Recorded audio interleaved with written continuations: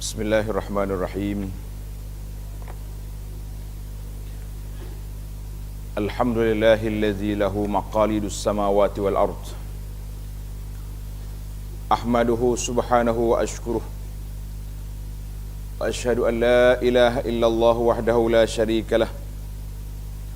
Huwal qahiru fawqa ibadih. Wa ashhadu anna sayyidana wa nabiyyana Muhammadan abduhu wa rasuluh. Allahumma salli wa sallim wa barik ala abdika wa rasulika Muhammad wa ala alihi wa sahbihi wa man sar ala nahjihi wa ihtada bihadihi wa istanna bi sunnati ila yaumiddin, amma ba'd. Yang dihormati pengurusi dan juga ahli yang terkuasa Surau An-Nur, yang dimuliakan ayah pa kita selaku penghubung, para imam muslimin dan muslimat sekalian, Assalamualaikum warahmatullahi wabarakatuh. Alhamdulillah, kita panjatkan kesyukuran kepada Allah Azza wa Jalla kerana pagi yang mulia, pagi yang kita berbahagia ini, kita dapat bersama di dalam majlis tazkirah ringkas. InsyaAllah pada pagi ini saya pilih surah Yusuf. Tuan-tuan yang ada Quran boleh buka. Kita buka surah Yusuf ayat yang ke-100. Dia panggil tadabbur, teliti kepada suatu peristiwa yang berlaku dalam sejarah dunia ini, yang dirakamkan oleh Allah Azza wa Jalla supaya kita ingati dan kita hayati serta kita tadabbur. Apa makna tadabbur? Tadabbur makna teliti, perhati, mengkaji kisah yang berlaku kepada seorang hamba Allah dan Rasulnya alaihi salam, iaitulah Nabi Allah Yusuf. Di mana Nabi Yusuf alaihissalam seorang nabi yang ceritanya diperkatakan orang. Biasanya orang bila sebut cerita Yusuf, duk cerita masalah dia dengan Imra'atul Aziz, dengan perempuan pembesar negara Mesir pada waktu itu. Tetapi yang kita nak ambil tajuk kita pada kali ini, iaitulah di bawah tajuk Salamatus Sadri. Seorang yang mempunyai jiwa yang tenang, dada yang lapang. Kerana di zaman kita berada sekarang ini, ilmu tentang berlapang dada ni sangat besar. Ilmu tentang adab, perbezaan pendapat sangat besar yang keperluannya untuk dipelajari. Kerana bila tidak ada yang ini, bermakna kita kehilangan suatu sumber besar di dalam sumber wahdatul ummah, kesatuan umat kita dalam dunia ini. Pada jemaah sekalian, kita dah buka surah Yusuf.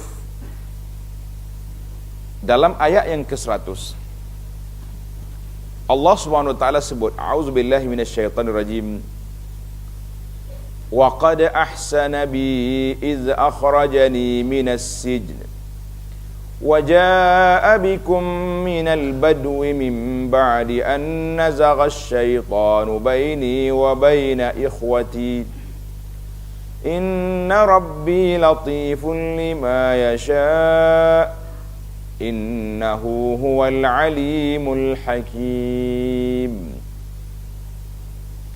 Ayat ni memang di tengah-tengah, sebab kisah Yusuf ni daripada awal lagi sampai ke akhirnya cerita dia saja. Tapi kita nak fokuskan di sini contoh yang ditunjuk oleh Nabi Yusuf alaihissalam, cara berinteraksi dengan adik-beradik dia yang memang telah buat masalah besar kepada dia di awal lagi. Jadi cerita Yusuf alaihi salam bermula daripada mana? Daripada sifat dengki yang timbul daripada adik-beradik dia. Dia tengok Nabi Yaqub ni sayang kepada Yusuf, maka adik-beradik dia yang lain rasa hati, kita ambil Yusuf ni, kita bawa pergi ke padang pasir, sama ada kita bunuh dia ataupun satu sindiket yang dibuat. Itu isu yang pertama. Jadi isu ni yang patut kita kena fikir bahawa sebagai seorang bapa, tidak sepatutnya kita menunjukkan perbezaan di antara anak-anak. Kita tidak menyalahkan Nabi Allah Yaqub alaihissalam. Ini semua ketetapan Allah Ta'ala nak ajar kepada kita. Jangan pula kata Yaqub ni bias, tak pandai didik anak. Tidak. Sebab peristiwa ini qasasul haq, cerita yang benar ni Allah nak ajar kepada kita. Mana dalam kita dengan interaksi dengan anak-anak kita, tak boleh kita bezakan di antara mereka. Anak kita sayang, Masya Allah, dia minta apa, pergi belakang. Bahkan kalau dia buat salah pun tak marah. Jadi hak lain-lain akan tengok, Masya Allah, ayah kita ni nampaknya sayang kepada adik je. Jadi berapa orang adik-beradik dia ni? 11. Ramai dia.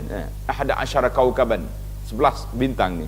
Jadi mereka ni cuba sakit hati dengan Yusuf. Jadi dia ambil Yusuf, bawa lari pergi ke mana? Pergi ke padang pasir. Bila sampai di padang pasir, duduk fikir apa benda nak buat, maka dicampaknya Yusuf ke dalam telaga buruk. Al-Jub maknanya telaga buruk. Itu satu cerita. Kemudian bila dia balik petang, bawa baju Yusuf yang berlumuran darah, tunjuk ke ayah dia. Ya'kuluhu zib, adik kita ni sudah dimakan oleh serigala. Nabi Yaqub ni orang cerdik, Nabi. Dia tengok baju, Masya Allah, serigala manalah baik seperti ini. Dia buka dulu baju anak aku, lepas tu dia makan. Mana kalau serigala makan Yusuf, baju dia mesti cari. Betul tak? Ni baju tak cari, tapi berdarah. Yaqub pun pandai juga. Jadi kita pun kalau nak menipu kata orang, biar cerdik lah juga. Nah, macam ayah-ayah sekarang ni, bila orang panggil dia, orang yang dia tak mau jawab, dia bagi telefon anak dia, suruh anak dia kata, bagi tahu kepada dia, ayah kata tak ada kat rumah. Nak kata apa? Anak dia pun bagi tahu, Pak Cik minta maaf, ayah kata dia tak ada di rumah. Pak Cik kata, cerdik sekali dengan ayah. Bijak sekali dengan ayah dah. Anak ajar anak menipu tak erti. Jadi zib, serigala boleh makan Yusuf tanpa baju cari. Yusuf kata, nak Yaqub kata, Masya Allah, serigala ni baik, serigala Mesir rupanya. Dia boleh makan anak aku tanpa mencarikan baju. Jadi ajaib Allah. Ini peristiwa yang aku cerita Yusuf ni cantik. Maka akhirnya Nabi Yusuf AS telah sampai ke Mesir. Dan peristiwa yang panjang lah dalam penjara, dalam dakwah dia tu, kita ringkasnya saya nak fokus ke ayat 100 ini kerana ada tajuk kita di sini. Jadi bila adik-beradik dia mari, tengok dalam ayat 90, 91, 92 tu, kali yang buka mushaf boleh tengok dah. Jadi bila adik-beradik dia mari jumpa dengan Nabi Yusuf, dia pun tak kenal pada peringkat awalnya. Lepas tu baru dia tanya, la'annaka la Yusuf, mu ni Yusuf ke? Barulah dia terkejut. Maka Yusuf kata apa? Qalu tallahi laqad asarakallahu alaina wa in kunna la khati'in. Qalu, mereka kata, tallahi, demi Allah, laqad asarakallahu alaina, Allah Ta'ala lebih engkau ya Yusuf daripada kami. Wa in kunna la khati'in, sesungguhnya kami ni orang bersalah. Jadi adik-beradik dia, bila dia tengok Yusuf dah mula mendapat tempat, sudah ada pangkat, sudah ada jawatan, jadi orang besar, marilah nak minta maaf. Dia tak kata minta maaf lah Yusuf, apa yang kami buat dulu, dia tak kata juga. Sebab peristiwa lama kalau buka akan mengguriskan perasaan, tapi mereka telah menggunakan bahasa isyarat, wa in kunna la khati'in, walaupun kami adik-beradikmu ni orang yang bersalah. Jadi Yusuf alaihissalam tak celek mata, tak kata tahu salah ya, kalau tahu tak apa lah. Kan ini bahasa kita kan, kalau orang bagi minta maaf dia tahu, kalau tahu tak apa. Yusuf tak kata perkataan, bahkan Yusuf memberi jawapan, respon, qala la tasriba alaikumul yaum. Yusuf kata tak ada apa-apa dah, tak ada masalah apa-apa kita pada hari ini. yaghfirullahu lakum wa huwa arhamur rahimin. Allah Ta'ala beri kemaafan kepada kamu kerana dialah sebaik-baik Allah Ta'ala yang maha rahman. Jadi bila selesai daripada perbincangan, daripada perundingan, maka Yusuf mula nak cerita kepada adik-beradik dia. Tengok ayat 100. Yusuf kata apa? Waqad ahsana bi, sesungguhnya Allah Ta'ala telah buat baik kepada aku, iz akhrajani minas sijni, ketika dia keluarkan aku ni daripada penjara. Yusuf mula episod dia berbincang dengan adik-beradik dia mula daripada mana? Daripada penjara. Kata di ulama tafsir, kenapa Yusuf tak guna perkataan Allah Ta'ala jaga aku semenjak daripada dia keluarkan aku daripada telaga buruk? Tengok. Jadi dia tak nak ungkit balik. Tak nak ungkit balik peristiwa yang lepas. Manakala Yusuf kata, tak ada masalah apa, la tasrib alaikum, kamu semua ni tak ada masalah apa, Allah Ta'ala jaga aku daripada telaga buruk lagi. Tengok, agak-agaknya adik-beradik dia akan berubah muka. Berubah tak berubah? Ungkit balik cerita lama. Jadi kita pun kalau duduk dengan kawan-kawan, jangan duduk ungkit cerita lagu ni. Ini masalah kita. Ada orang bagi tahu, kadang-kadang majlis hari raya duduk berimpun adik-beradik, yang orang ni berbeza warna sikit lah, macam-macam warna. Hari ni ada kan, dulu hijau dengan biru, sekarang ni ada tambah warna baru pula. Contohnya tu tak? Majlis hari raya makan sate je lah. Kenapa dia timbulkan isu-isu yang boleh mengeruhkan suasana? Jadi kadang-kadang Yusuf tak mau guna perkataan Allah Ta'ala selamatkan aku daripada telaga buruk. Lah, dia kata akhrajani minas sijni, setelah Allah keluarkan aku daripada penjara. Jadi ulama tafsir kata apa? Ini kecerdikan Nabi Yusuf AS. Dia tak nak keruhkan suasana, tak seungkit lagi yang lepas. Waja'a bikum minal badwi, dan Allah Ta'ala datangkan kamu daripada kampung. Dia tak sebut Allah Ta'ala bawa mari aku ni sebab kamu lapar. Kan waktu tu waktu kemarau yang panjang.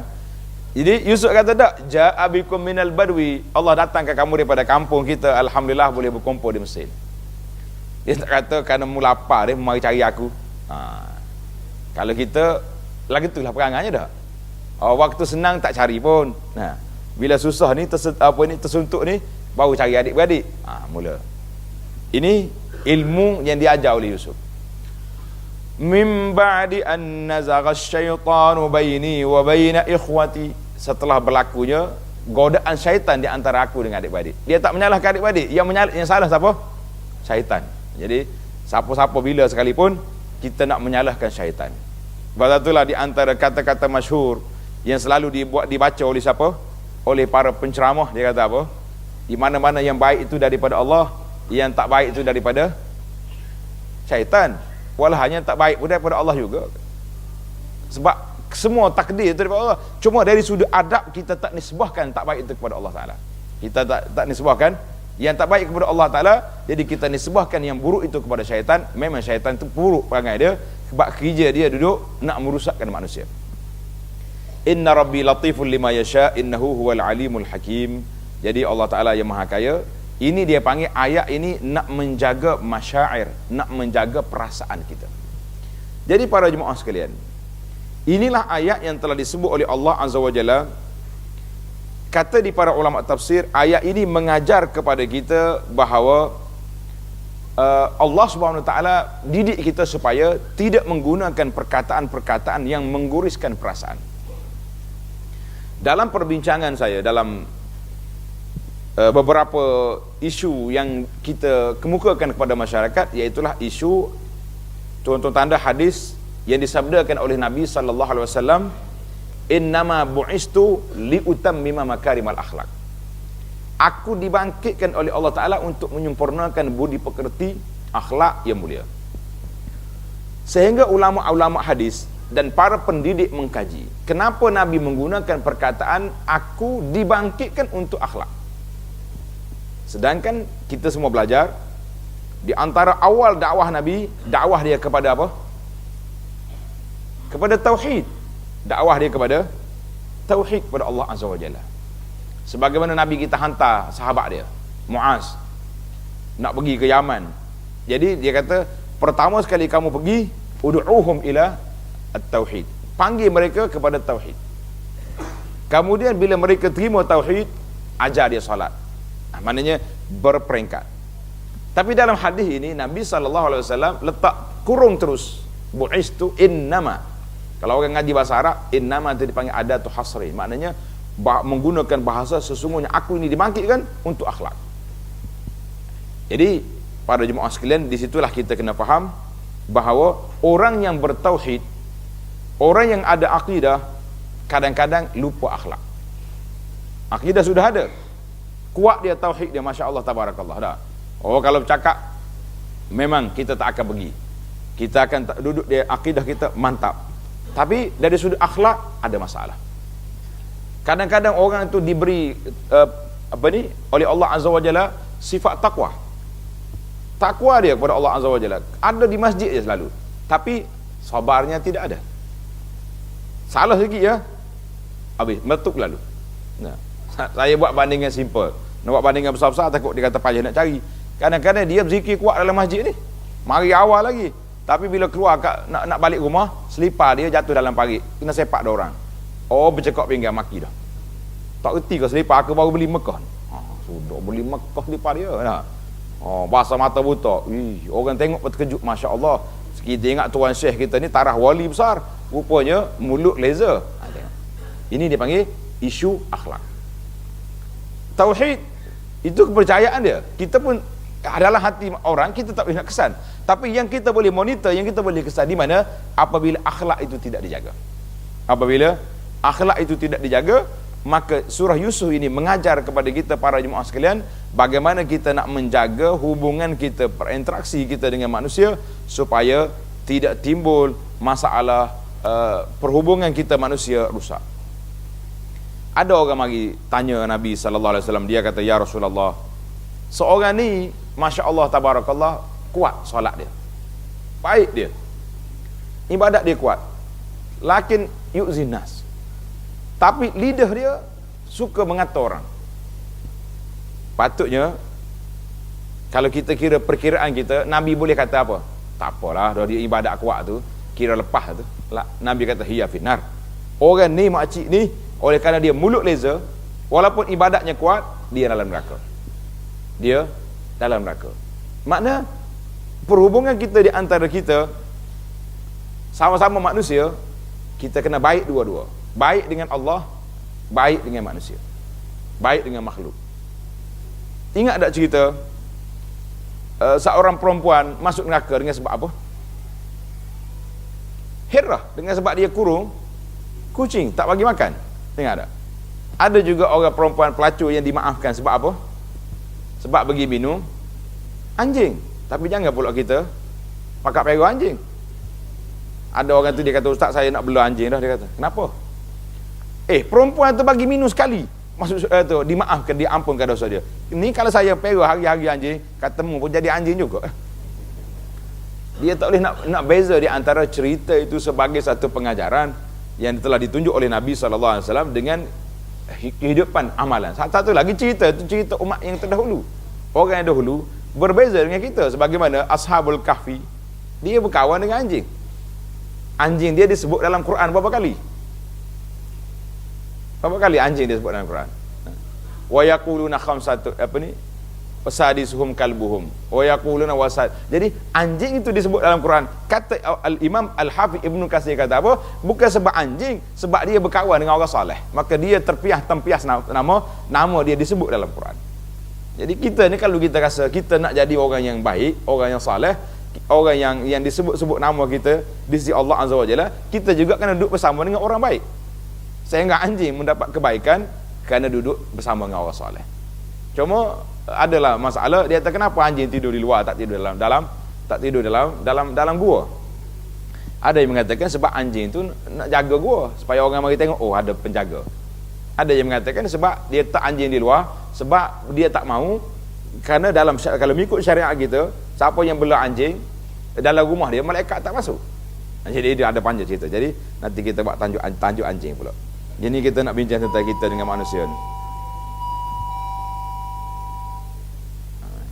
Marah dia ni. Dia kata tak. Baik.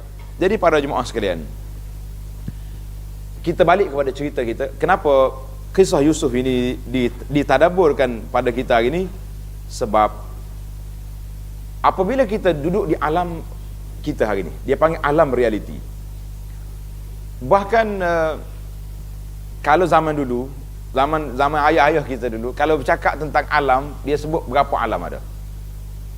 Alam dunia, lepas tu alam kubur, alam akhirat lah, bermula daripada alam kubur. Tapi zaman kita hari ini, satu lagi alam yang disebut, dia panggil alam maya. Ada tidak alam maya? Ada. Jadi puak kita pun habis pakat daftar menjadi satu ahli mazhab baru pula, nama dia mazhab wasafi. Jadi ahli dah.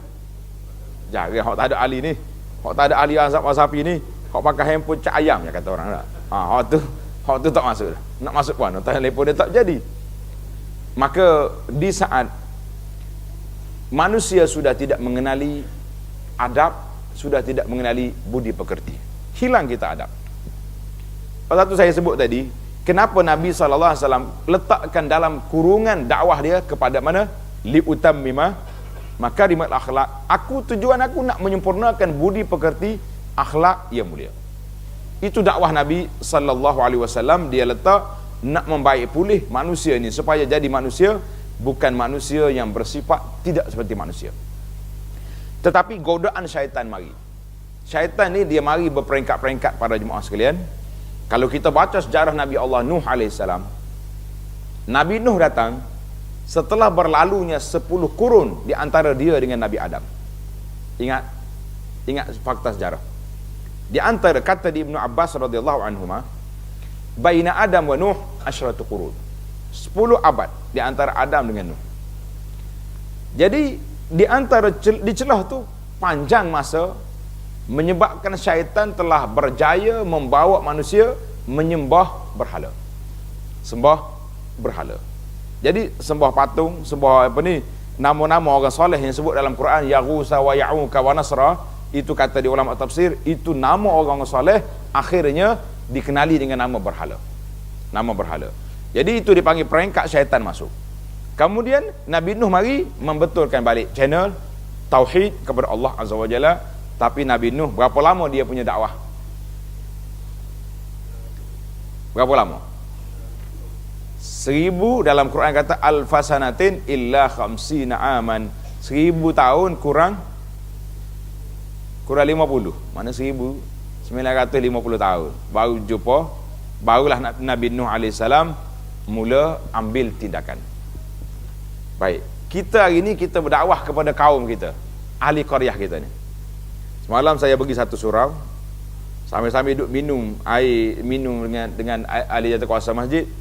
Kita tanya berapa penduduk kat daerah ni, taman kita ni berapa penduduk? Dia kata 750 pintu, semuanya orang Islam.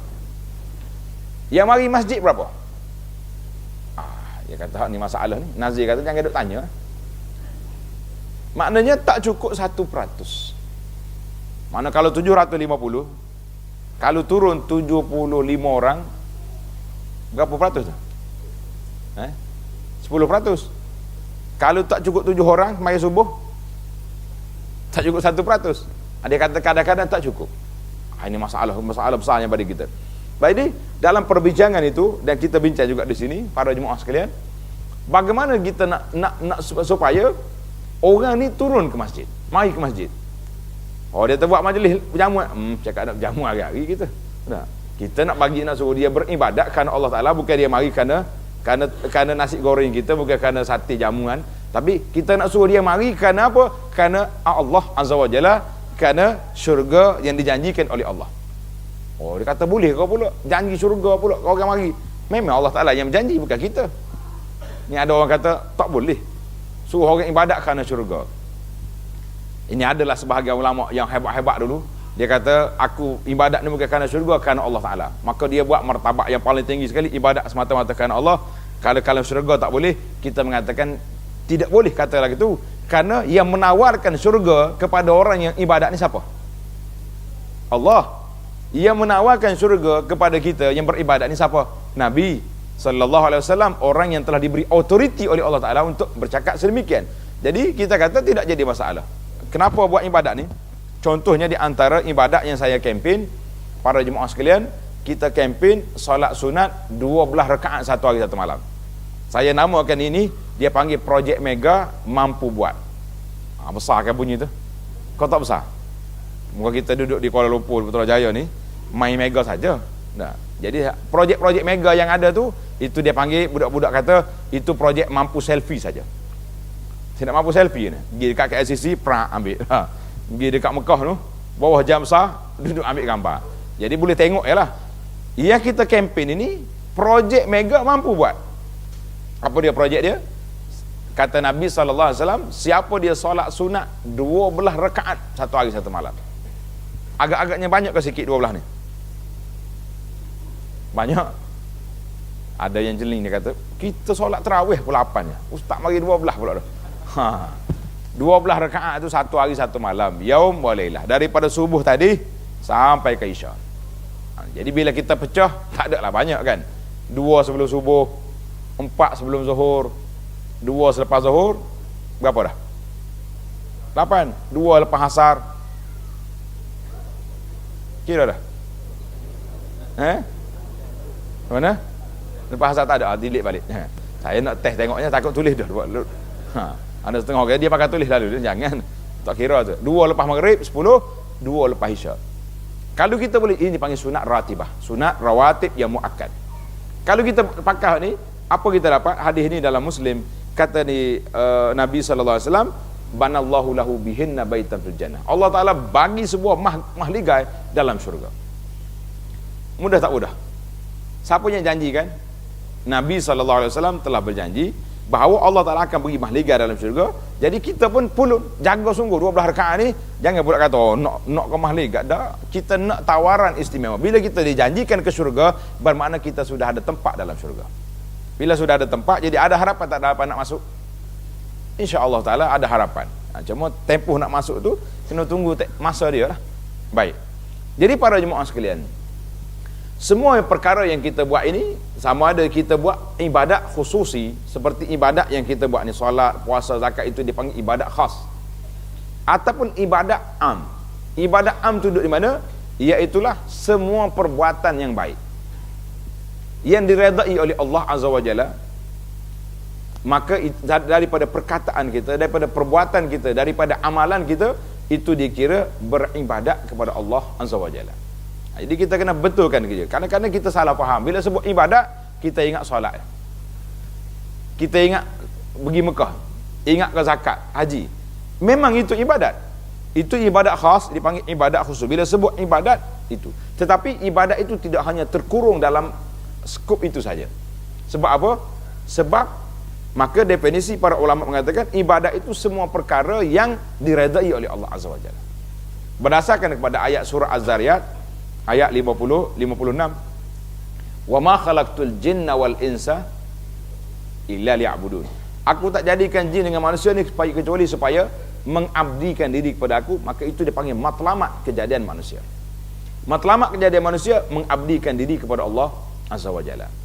Tetapi yang memesongkan kita, yang menyebabkan kita salah faham daripada ibadat, mafhum ibadat itu, mari daripada mana? Mari daripada yang pertama sekali syaitan. Yang kita sebut tadi, perjuangan syaitan bermula daripada penyembahan berhala di atas muka bumi.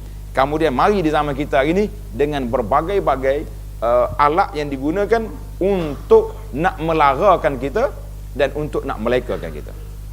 Sebelum daripada mari benda-benda alat-alat ini, tuan-tuan, para jemaah sekalian, kita telah dipesongkan kepahaman Islam itu oleh penjajah. Penjajah mari dengan sekolah-sekolah misioneri dia, dengan kepahaman dia kepada anak orang Islam, mereka mengatakan ibadat itu hanya di atas masjid. Ibadat itu di mana? Di atas surau. Ibadat itu di mana? Baca Quran. Maka dibenarnya kita musabaqah Quran. Zaman penjajah tak ada larang musabaqah Quran. Kan ada larang? Tak marah dia. Nak musabaqah silakan. Tapi kalau nak buat undang-undang Quran, apa dia kata? Ini bercanggah dengan perlembagaan. Bercanggah dengan perlembagaan. Siapa hari ni pun duk canggah perlembagaan itulah kita pun. Nah, anak orang Melayu ke, anak orang Cina ke, anak orang apa pun, kalau bincang tentang undang-undang Islam, ini telah bercanggah dengan perlembagaan. Jadi perlembagaan besar ke Quran besar? Kita sebagai orang Islam, perlembagaan besar ke Quran besar? Kita kata Quran besar, tinggi, tapi perlembagaan sudah tulis mana-mana yang bercanggah dengan dasar aku ni, maka dia terbatal. Itu jadi masalah. Jadi permainan-permainan yang dibawa oleh syaitan, satu demi satu dia telah merusakkan kita, telah memesongkan kita. Jadi mari orang faham, zaman penjajah orang dah faham Islam itu di mana? Duduk di atas masjid. Jadi kepahaman itulah yang kita lihat hari ini, peraturan-peraturan, sama ada dalam pejabat-pejabat, sama ada di dalam syarikat-syarikat, masih lagi tidak membenarkan kaum wanita kita berpakaian tutup aurat. Kan dibenarkan? Tuan-tuan lebih tahu. Tuan-tuan ni pegawai-pegawai besar belakang. Nah, ada setengah tempat, tak boleh. Bahkan nak pakai kopiah, pergi mengajar pun tak boleh. Ada setengah sekolah tu, peraturan kata tak boleh pakai kopiah, pergi belajar. Nah, kalau songkok boleh. Tak ada masalah apa songkok dengan kopiah ni. Ke masalah sangat. Nah, cuma songkok ni mana putih, murah sikit. Kopiah ni, tak. Songkok tu mahal sikit, gamak jelah. Tak. Orang muslimat kita, guru-guru perempuan boleh pakai baju kurung, tak boleh pakai jubah. Yang tak pakai betul tak apa pula. Yang nampak sampai ke betis tu, tu beres. Ini dipanggil cara penjajah merusakkan kita. Bahkan di dalam setengah-setengah tempat syarikat-syarikat yang ada ini telah dimainkan oleh syaitan ke dalam kepala otak kita. Nak tutup aurat bagi anak-anak orang Islam tak boleh.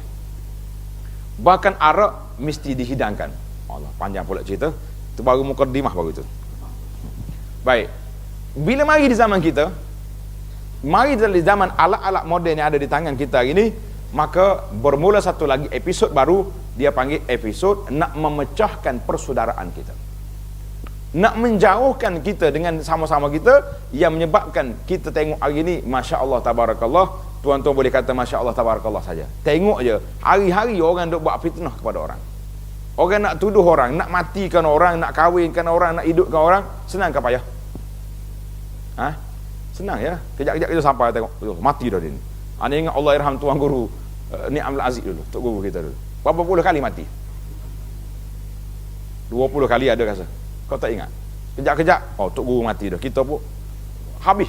Jam telefon, pakat tulis Al-Fatihah belakang dalam tu. Siapa dia suruh hidup puh gambar Al-Fatihah dalam handphone orang tu? Kita kalau ada grup, kalau ada orang mati, tak payahlah duduk atas gambar Al-Fatihah tu. Setengah-setengah handphone, bila atas gambar, dia masuk dalam memori, jadi sombak habis telefon kan. Ini pun satu masalah juga kita ni. Akhir kali, habis masa kita, malam-malam nak tidur, kau duduk main delete gambar. Zikir tak sempat. Tengok. Ini, saya nak kata permainan syaitan pun, dia kata, Ustaz ada juga handphone tu tak? Tak ada kenapa. Jadi itu dia panggil permainan yang melarakan kita. Jadi tak perlu tuan-tuan. Kalau ada orang mati tak? Kalau kita rasa nak tulis, kita tulislah.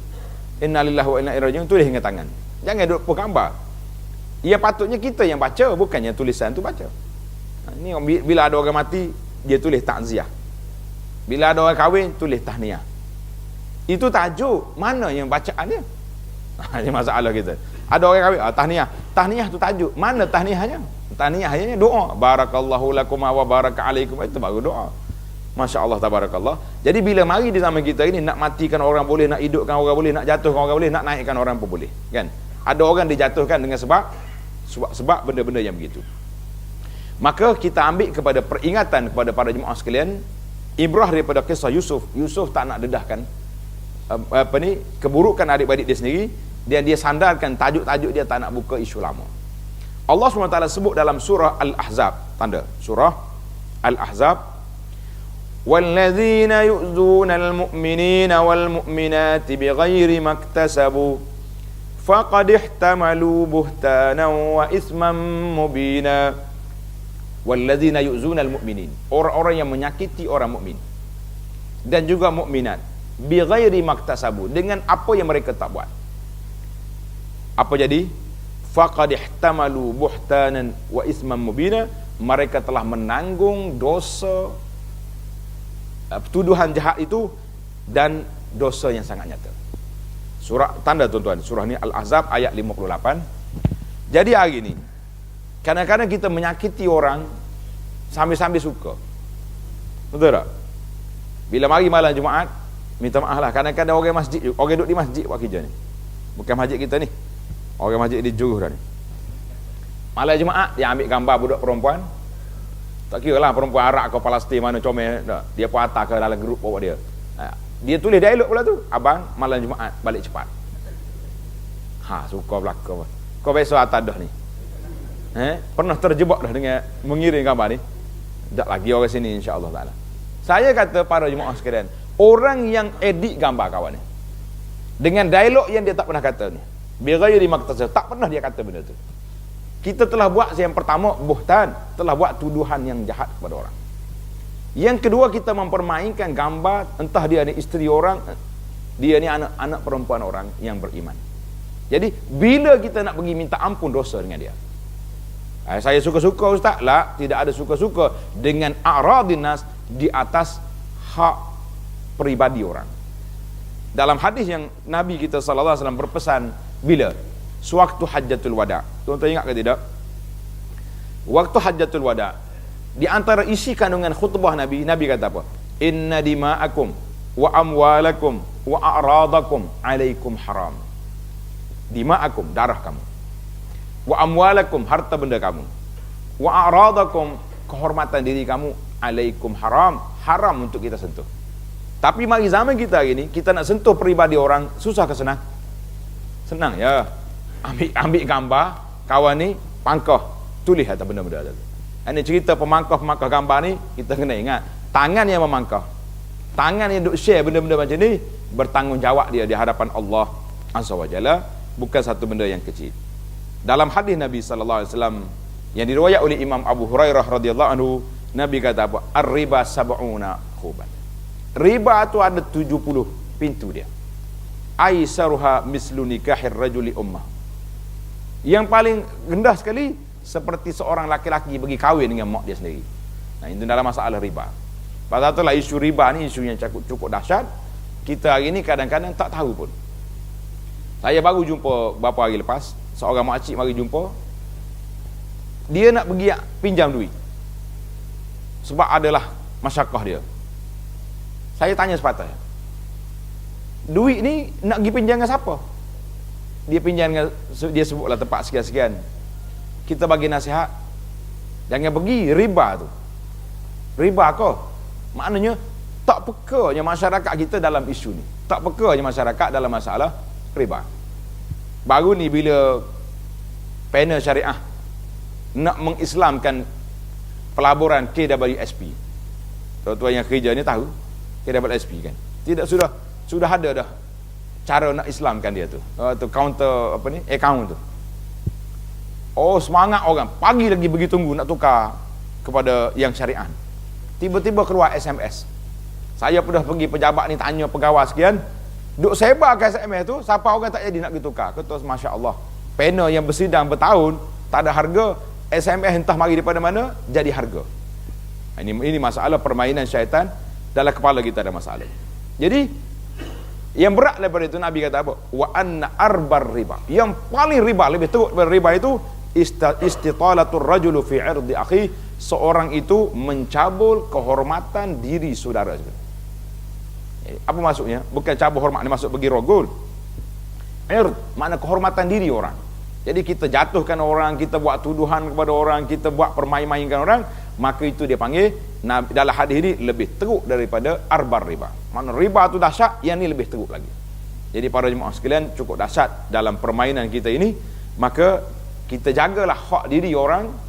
Kalau boleh satu hari je, cuba ambil daripada hari ni, kita berazam daripada pagi ni sampai malam, aku tak nak sentuh hal orang. Boleh tak boleh? Kalau tengok dalam grup masuk orang masuk, kita keluar. Bahkan dalam ayat Quran, larangan duduk dengan orang-orang yang mempermainkan agama. Allah kata fala taq'udu ma'ahum hatta yakhudu fi hadisin ghairi.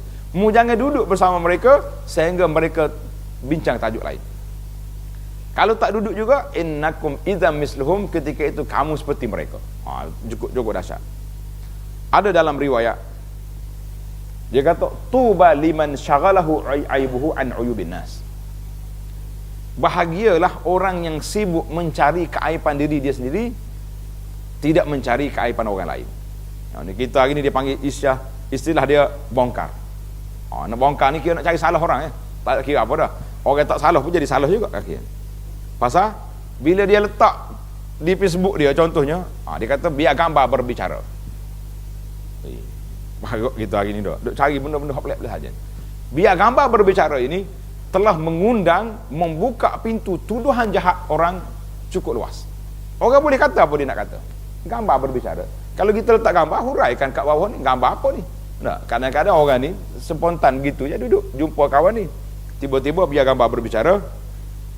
Sayyidina Umar radhiyallahu anhu dimaksudkan daripada Sayyidina Umar, dia kata apa? Rahimallahu ra'an ahda ilaina uyubana. Semoga Allah Ta'ala bagi rahmat kepada siapa-siapa yang telah menyampaikan kepada kita kelemahan kita. Siapa dia lah nak jadi Sayyidina Umar zaman kita hari ni. Kita ni sekali orang mari tegur ya. Sama seorang SMS dalam handphone. Oh, kritik aku ni. Tak ajak dah minum air. Kau ajak juga. Oh, tak boleh lah. Ini dia panggil sudah kritik. Padahal itu nasihat. Imam Syafi'i radhiyallahu anhu dia kata apa? Siapa dia tegur kita sama seorang, itu nasihat. Tapi kalau dia tegur tengah ramai, itu mengaibkan kita. Jadi kalau orang mari tegur sama seorang, sama ada dia hantar SMS ke dia hantar apa ni, kita dua dengan dia ya, tak ada orang lain tahu pun, maka kita kena balas terima kasih kerana telah menyedarkan saya. Jangan pula atas gambar merah muka. Kamu ni kalau macam ni tak jadi kawan lagi dah. Jangan dah. Kata di setengah daripada ulama-ulama salafus salih, dia kata adrakna salafus salih. Kami telah mendapati ulama-ulama di kalangan salafus salih la yarawna al-ibadah fi salati was-siyam. Mereka tak kata ibadat itu setakat solat dengan puasa je. Walakin fil kaffi an aradin nas, ibadat itu apabila kita mampu menahan diri kita, lidah kita, tangan kita daripada menyentuh kehormatan diri seorang manusia. Menyentuh kehormatan diri seorang manusia. Jadi banyak sekali para jemaah sekalian ayat-ayat ataupun hadis-hadis Nabi sallallahu alaihi wasallam yang menyebut tentang perkara ini. Di antaranya apa yang disebut oleh Nabi sallallahu alaihi wasallam dalam peristiwa Isra dan Mi'raj. Isra dan Mi'raj, Nabi tengok satu kaum yang duduk dengan kuku yang panjang, yang tajam, duduk garu muka dia. Hancur habis muka. Jadi bila Nabi tanya, siapa ni Jibril? Man haula? Siapa mereka? Qala haula alladzina ya'kuluna luhuman nas. Mereka ialah orang yang makan daging manusia. Wa yaqa'una fi aradihim, yang banyak menyentuh tentang peribadi orang. Jadi bila sebut tentang masalah ini, jadi para jemaah sekalian, kita jangan pula salah faham. Ada setengah orang ni kalau tengok orang buat maksiat dalam kampung dia pun dia tak tegur. Dia kata tak boleh, itu cara orang. Kalau lagu ni tak ada masalah apa lah. Orang bawa balik berkapur laki-laki perempuan pun tak tegur. Orang bawa balik apa maksiat pun tak tegur. Sebab tak boleh jaga tepi kain orang. Kita kata itu sudah salah faham. Ni kawan ni bukan tepi kain lagi, padahal kain dia masuk kita, dia main tak boleh jaga lagi apa benda. Jadi itu dia panggil masalah ingkar mungkar. Ingkar kemungkaran mesti kena cegah. Tetapi cara kita menegur itu ada uslubnya yang tersendiri, sebagaimana yang telah disebut oleh Nabi sallallahu alaihi wasallam tadi. Jadi dalam hadis Jibril, hadis Isra dan Mi'raj, Nabi kita sebut orang yang cakap muka ni siapa? Orang yang duduk bercakap tentang hak orang. Jadi para jemaah sekalian, bahayanya di zaman di alam maya ini, sebagaimana hadis yang Nabi kita sebut, satu malam Nabi kita dibawa oleh dua malaikat dalam mimpi dia. Dia jumpa satu kaum yang duk cocok mulut dia. Cocok dengan besi sini, keluar sini. Nabi tanya, siapa dia ni? Dia kata orang ni yang telah membawa pendustaan. Kemudian cerita dia tu sampai ke pelusuk ilal afaq, pelusuk dunia. Ulama-ulama zaman kita hari ni baca hadis ini, mereka kaitkan dengan internet yang ada zaman kita ini. Orang yang buat pembohongan di zaman kita hari ni, berapa minit tersebar ke seluruh dunia? Berapa minit? Tak sampai 20 saat mungkin tak. Post je, terus orang seluruh dunia dapat tengok. Ini sangat bahaya tuan-tuan. Kalau zaman dulu orang nak tuduh orang, seminggu berlegar dalam kampung dia, kedai kopi dia baru. Nah, minggu depan barulah kampus sebelah tahu. Bulan depan kampus satu lagi tahu. Tapi hari ni kita letak je satu benda di Facebook kita contohnya, maka penyebaran, tersebarnya tuduhan jahat itu ilal afaq, kepada pelosok dunia. Jadi nasihat saya lah pada jemaah sekalian, supaya kita berhati-hati dalam masalah ini. Jadi kalau kita nak share, kita nak post, kita nak letak benda-benda ini, biarlah kita pastikan benda tu benar, benda tu salah. Jadi kalau benda tu benar, kita barulah kita letak. Kalau benda yang tak benar, jangan di-share, jangan di-forward. Sebab apa? Sebab akan sampai ke pelosok dunia dosa yang telah kita sebarkan. Dosa yang kita sebarkan, itu dipanggil tadabbur ringkas kita kepada surah ayat cerita Yusuf dalam ayat 100. Maka kalau tuan-tuan boleh ambil cerita Yusuf ini kepada kita, laksanakan dalam kehidupan kita, dengan adik-beradik kita, dengan kawan-kawan kita, dengan ahli qaryah kita, agak-agaknya harmoni ke tak harmoni? Harmoni. Langsung Yusuf tak sebut cerita lama. Tak nak ungkit langsung. Minas sijni, aku keluar daripada penjara. Dia tak kata keluar daripada telaga, kan? Kamu datang pula daripada kampung, maknanya mari daripada kampung belakang tu, marilah kita kumpul di sini. Tak sebut pula masalah kelaparan. Maknanya tidak ada ungkitan. Tidak diungkit dan tidak dibangkit balik peristiwa-peristiwa yang lepas. Para jemaah sekalian, mudah-mudahan sedikit motivasi kita pagi ini ada manfaatnya untuk kehidupan kita yang seterusnya, insya-Allah. Subhanakallahumma wa bihamdika asyhadu an la ilaha illa anta astaghfiruka wa atubu ilaik. Wa sallallahu ala nabiyyina Muhammad wa ala alihi wa sahbihi ajma'in. Walhamdulillahi rabbil alamin. Wassalamu alaikum warahmatullahi wabarakatuh.